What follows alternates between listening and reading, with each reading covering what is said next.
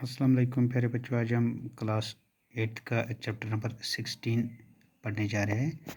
इस चैप्टर का नाम है द सेल। तो बच्चों, अगर हम सेल की बात करें, we know that all living things are made up of tiny parts called cells. जितने भी लिविंग थिंग्स है ये छोटे छोटे पार्ट्स के बनाए होते हैं जिनको हम सेल्स बोलते हैं। A cell is the basic unit of living thing। तो लिविंग थिंग का जो बेसिक यूनिट है जिसको हम सेल बोलते हैं। Cell is living organism have often been compared with bricks in a building. तो cells in a living organism have often been compared with bricks in a building. जिस तरह हम ब्रिक्स बिल्डिंग में लगाते हैं, इसी तरह एक सेल इंसानों में या बाकी जितने भी लिविंग ऑर्गेनिज्म होते हैं उनमें होती है। तो majority of cells are too small to be seen with the naked eye. तो ज़्यादातर अगर हम सेल की बात करें बहुत छोटी होती है, तो ये हमें नेकेड आई से दिखाई नहीं देते हैं। तो बड़ा मुश्किल होता है आँखों से देखना, तो इसके लिए हम इस्तेमाल करते हैं माइक्रोस्कोप का। आप ये देख सकते हैं, इसको हम बच्चों माइक्रोस्कोप कहते हैं। तो माइक्रोस्कोप का एक पार्ट्स होता है, आई पीस होता है, ड्रा ट्यूब होता है, बॉडी ट्यूब होता है, ऑब्जेक्टिव स्टेज होता है, मिरर होता है, कोर्स एडजस्टमेंट होता है, फाइन एडजस्टमेंट तो आप धीरे धीरे ये 8th में प्रैक्टिकल में जब आप जाओगे तो आप इस माइक्रोस्कोप को देखेंगे। एक इंस्ट्रूमेंट होता है जिसके कारण हम सेल्स को देख पाते हैं।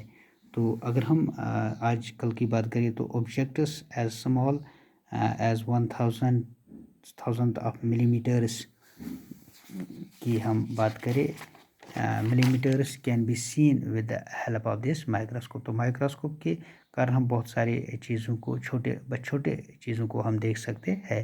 तो अगर हम डिस्कवरी ऑफ सेल की बात करें, it was made by an English scientist Robert Hooke in 1665।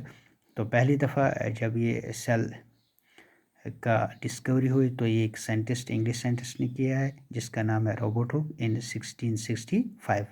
The slice of cork under his cube microscope. तो इसने क्या लिया cork of slice of cork ले लिया, तो अपने माइक्रोस्कोप जिसका नाम था क्यूब माइक्रोस्कोप के अंडर उसको देख लिया।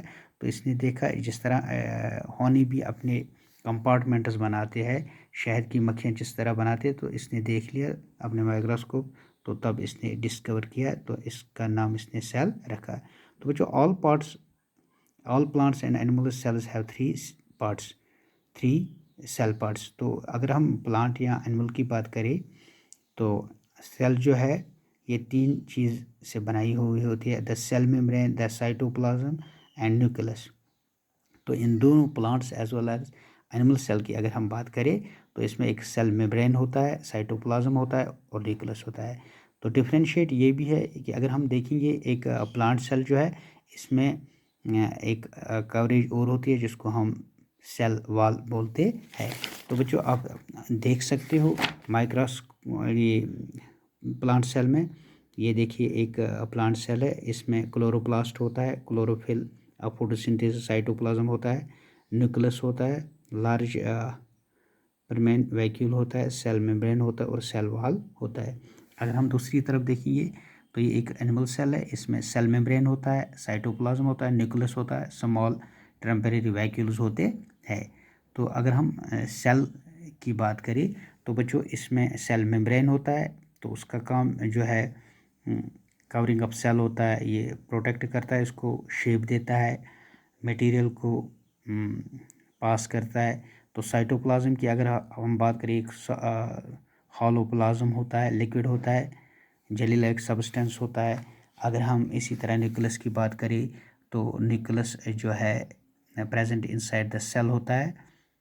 तो nucleus is boss of cell, इसको बॉस ऑफ सेल कहते हैं। तो cells like the muscle cell have more than one nucleus. तो सेल में ज़्यादातर एक ही न्यूक्लियस होता है। तो अगर हम मसल सेल की बात करें तो मसल सेल में एक से ज़्यादा हो सकता है। तो बच्चों, इसी तरह हम देखेंगे ये जो सेल के फंक्शंस अगर हम देखेंगे तो माइटोकॉन्ड्रिया, अगर हम ऑर्गन्स देखेंगे, माइटोकॉन्ड्रिया है, क्लोरोप्लास्ट है, एंडोप्लाज्मिक रेटिकुलम है, गोल्गी कॉम्प्लेक्स है, लाइसोसोम की है। तो इनकी एक अलग अलग फंक्शन होती है।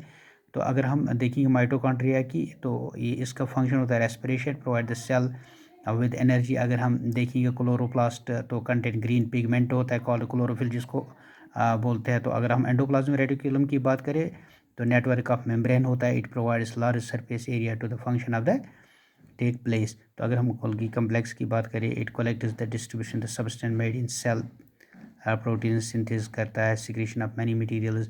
तो इसी तरह हम लाइसोसोम की अगर हम बात करें तो contain enzymes which help in breaking down destroying various materials usually toxic और अनवांटेड सब्सटेंस जितने भी होते हैं तो इनका काम होता है। तो बच्चों इसी तरह हम देखेंगे सेल वॉल जो एक प्लांट में होता है। तो cell wall is extra covering that surrounding the cell membrane.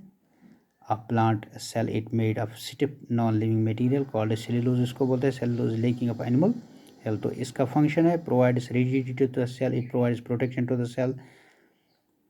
तो इसका काम यही होता है। तो बच्चों आज के लिए इतना ही। तो हम डिफ्रेंशिएट भी इसको कर सकते हैं। अगर हम डिफरेंस देखेंगे तो एनिमल सेल और प्लांट सेल की बात में, तो एनिमल सेल जो है इसमें सेल वॉल होता है, सेल वॉल इज़ लेकिंग, तो इसमें सेल वॉल नहीं होता है। क्लोरोप्लास्ट एब्सेंट होता है, vacuoles are absent, vacuoles absent होते हैं, प्रेजेंट तैयार अगर होंगे भी तो कम साइज़ में होंगे। अगर हम प्लांट सेल की बात करें, rigid cell wall is present, इसमें एक रिजिड सेल वॉल होता है, क्लोरोप्लास्ट होता है और वैक्यूल्स बहुत लार्ज साइज़ में होते हैं। तो बच्चों आज के लिए बस इतना ही। पार्ट सेकंड में हम कंटिन्यू करेंगे इंशाल्लाह। तो मुझे उम्मीद है आप इस टेक्स्ट को पढ़ोगे, जांच लोगे। अगर कोई भी क्वेश्चन होगा तो आप मेरे व्हाट्सएप पे मुझे सेंड करेंगे तो ताकि मैं उन सवालों का जवाब दे पाऊँ। तो आज के लिए बच्चों